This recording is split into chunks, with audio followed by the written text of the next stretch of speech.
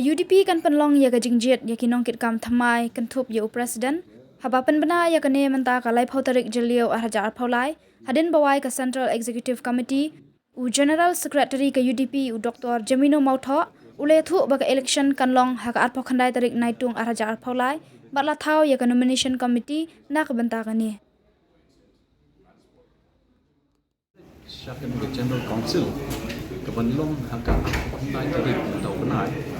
nomor ba kompetitif kena ka samoi trekam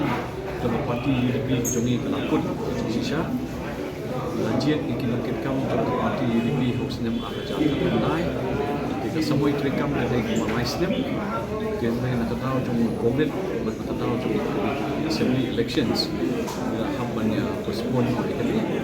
but ke Jingjied ya ke Nongkitkam jong ke parti bentar belum ke naik ke tengah but lain kena tahu apa nak kalian ini ke parti itu kita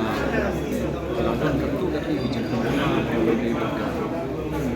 ke constitution ke amendments tentu tadi so but kena ke sini bila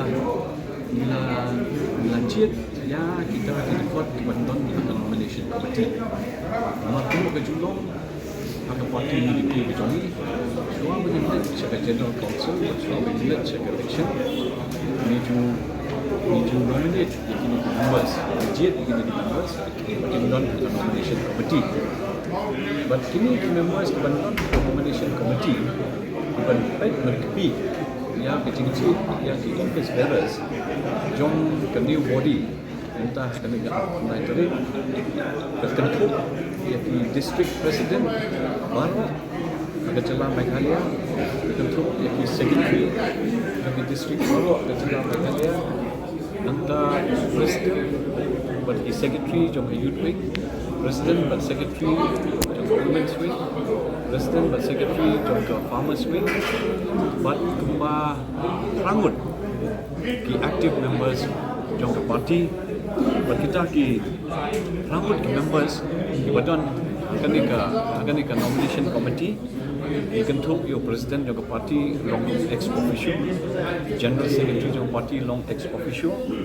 nanta pada sa rambut ki members but kita ki de ba Renington Lingdo Dongkhal ba PT South May ba Merrill Bonds Air ba Nujorki Sumo Rickman nanti na Garo Hills but anan nanti na Garo Hills kini members kepada akan ikan nomination committee but kini kin sepi but kin sebenarnya hak bayi day but kini ka election ke Pynlong hak naik tarik bangin Pynlong ikan general council kita kini ki right nak kalian menjadi ke parti menegasi nak bayi day kini man kima misu samui trekam jong ke parti UDP yang state level ke vice step ke vice step ke kut benta in Pynlong biang ya ke Jingjied ikin Nongkitkam Thymmai jong ke UDP ke arpan itu benai ban has recommended the name of Mr. A for the post of president, Mr. B. Then that will be thrown to the general body, general council, and some others can propose some other names also. So that will also be democratic.